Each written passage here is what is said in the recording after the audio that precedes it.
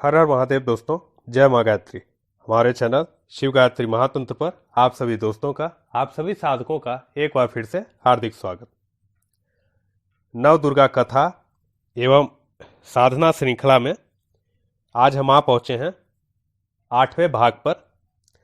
8वीं नव दुर्गा अर्थात माता महागौरी। तो समस्त नव दुर्गाओं में माँ महागौरी का स्थान 8वां आता है एवं नवरात्रि में माता महागौरी की पूजा उपासना 8वें दिन की जाती है। मां को महागौरी उनके गौर वर्ण के कारण और सबसे अधिक गोरी काया होने के कारण बोला जाता है, जिसके पीछे एक कथा भी आती है जिसे हम अभी विस्तार में बताएंगे। माता के वस्त्र और आभूषण भी अत्यंत सुंदर और श्वेत होने के कारण इन्हें श्वेतांबर धरा भी बोला जाता है। इनकी 4 भुजाएं हैं जो क्रमशः त्रिशूल, अभय मुद्रा, डमरू और वर मुद्रा से सुशोभित हैं। वाहन के रूप में माता महागौरी गाय पर सुसज्जित हैं। तो कथा ये आती है कि जब त्रिलोकपति भगवान शिव ने माता पार्वती को उनके अनेकों प्रयास के बाद भी, उनके विनम्र अनुरोध के उपरांत भी विवाह हेतु मना कर दिया, तब माता ने उन्हें तपस्या द्वारा प्रसन्न करने हेतु कठोर तपस्या करनी प्रारंभ की। इस दुष्कर और कठिन तपस्या के कारण माता का संपूर्ण शरीर काला पड़ गया और बिल्कुल सूख गया। तब जब तपस्या से प्रसन्न होकर भगवान शिव ने उन्हें अर्धांगिनी रूप में स्वीकारा, तब उन्होंने माता के शरीर को गंगा जल का छिड़काव करके धोया, जिससे पुनः माता का शरीर शंख और चंद्रमा के समान कांतिमय और विद्युत प्रभा के कारण गौर वर्ण का हो गया। तब माता का वह स्वरूप महागौरी के नाम से विख्यात हुआ। यह मां दुर्गा का वह स्वरूप है जिसकी उपासना से व्यक्ति अपने दुष्कर कार्यों को भी सिद्ध कर लेता है और अपने कठिन से कठिन मनोरथों को भी पूर्ण कर लेता है। माता की उपासना से भक्तों के सारे पाप जलकर भस्म हो जाते हैं और मनुष्य इस मृत्यु लोक से मुक्त हो जाता है। माता महागौरी की पूजा करने से जातक के असंभव कार्य भी बनते हैं, संभव होते हैं। मां महागौरी की पूजा से साधक के सभी प्रकार के पापों का नाश होता है। मां महागौरी के पूजा उपासना से जातक को संतान संबंधित एवं दाम्पत्य संबंधित परेशानी से भी निजात मिलता है। घर में सुख, सौभाग्य, ऐश्वर्य, कीर्ति, मान सम्मान, वैभव इनकी प्राप्ति होती है और समस्त मनोकामनाएं पूर्ण करने के लिए जातक को मां महागौरी विशेष आशीर्वाद प्रदान करती हैं। तो अब बात आती है कि किस प्रकार हम मां महागौरी की पूजा उपासना अथवा साधना कर सकते हैं।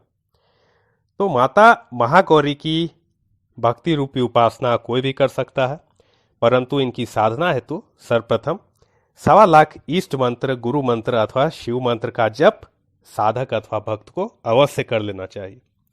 माता महागौरी की उपासना अब नवरात्रि, चैत्र नवरात्रि, शारदीय नवरात्रि, गुप्त नवरात्रि, होली, दीपावली ऐसे पावन अवसरों से प्रारंभ कर सकते हैं। स्थान के रूप में शक्तिपीठ, देवी मंदिर, शिवालय अथवा अपने घर का पवित्र पूजन कक्ष का भी आप चुनाव कर सकते हैं। याद रखें, यदि अपने घर के पूजन कक्ष में करें तो पूजन कक्ष को गंगा जल एवं गोमूत्र से अवश्य ही पवित्र कर लें। उसके उपरांत स्वयं भी स्नान कर लें। समय जो होगा वह भक्ति करने का सुबह का हो सकता है, ब्रह्म मुहूर्त हो तो सबसे श्रेष्ठ, और मां की साधना हेतु सबसे उपयुक्त समय होगा रात्रि कालीन। वस्त्र के रूप में आप लाल वस्त्र भी पहन सकते हैं और आप सफेद वस्त्र भी पहन सकते हैं। आसन के रूप में लाल आसन का प्रयोग आप कर सकते हैं। माला के रूप में आप रुद्राक्ष की माला अथवा रक्त चंदन की माला का प्रयोग कर सकते हैं। अब सर्वप्रथम बाजोट पर एक सफेद वस्त्र बिछा लीजिए। उसके उपरांत मां महागौरी का चित्र स्थापित करें और उसके दाएं भगवान शिव का चित्र स्थापित करें। आप मूर्ति की भी स्थापना कर सकते हैं। अब पीतल अथवा अष्ट धातु की प्लेट में नव दुर्गा यंत्र की स्थापना करें। अब माता महागौरी, शिव जी एवं यंत्र का पंचोपचार पूजन करें, धूप, दीप, गंध, पुष्प, नैवेद्य इत्यादि द्वारा। अब शुद्ध गाय के घी का दीपक प्रज्वलित करें। माता महागौरी को अष्टमी तिथि को नारियल का भोग लगाने और दान करने से घर में सुख समृद्धि की प्राप्ति बनी रहती है और अवश्य सफलता और उत्साह का आगमन होता है। तो आप सर्वप्रथम संकल्प ले लीजिए। यह साधना आप 3 रूप से कर सकते हैं। 9 दिन में 24,000 जप, 40 दिन में 9 दिन में 24,000 जप, 24 दिन में 40,000 जप और 40 दिन में 1.25 लाख मंत्र जप को आप पूर्ण कर सकते हैं। मंत्र जो भक्ति का होगा वीडियो के दौरान आपको प्राप्त हो जाएगा। साधना का मंत्र जान लीजिए। ओम दूम महागौरी हरीम नमः। ओम दूम महागौरी हरीम नमः। इस मंत्र के जप के उपरांत हवन का जो हविष्य होगा वह जान लीजिए। जौ, चीनी, तिल, यहाँ सफेद तिल का उपयोग होगा, घी और गूगल। तो सर्वप्रथम जो कुंड होगा वह त्रिकोणीय कुंड होगा। उसमें सर्वप्रथम आम की लकड़ियों को बिछा लें। आम की लकड़ियों के ऊपर एक सूखा नारियल लें, जिसे आप लाल वस्त्र में मौली के प्रयोग से अच्छी तरह से भली भांति बांध लें।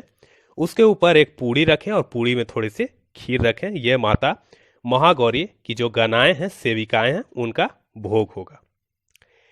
अब जो वैदिक रूप से माता की साधना अथवा भक्ति कर रहे हैं, उन्हें विधिवत तर्पण, मार्जन और अंत में भोज को पूर्ण करना है।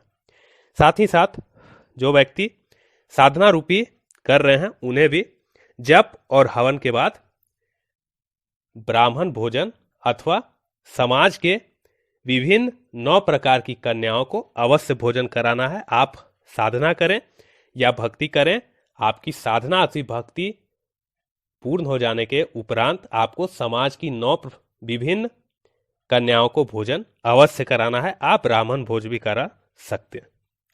तो साधना में जो अनिवार्य नियम होंगे वो आपको वीडियो में डिस्क्रिप्शन बॉक्स में प्राप्त हो जाएंगे। मंत्र, यंत्र आपको सब वीडियो के दौरान प्राप्त हो जाएगा। तो बताने में यदि कोई भूल चूक हो गई हो तो उसके लिए क्षमा कीजिएगा। तब तक के लिए यदि आप समय रखते हैं अपने पास, आपके पास समय की कमी नहीं है, तो आप साधना करिए। और यदि आपको समय की थोड़ी कमी होती है, ज़्यादा समय, अधिक समय आप नहीं दे पाते, तो माँ की भक्ति को भी आप कर सकते हैं। तब तक के लिए माता महागौरी आप सबका भला करें, आपको प्रसन्न रखें, आपको आरोग्य और सुखी रखें। हर हर महादेव। जय माँ गायत्री। जय जय गुरुदेव।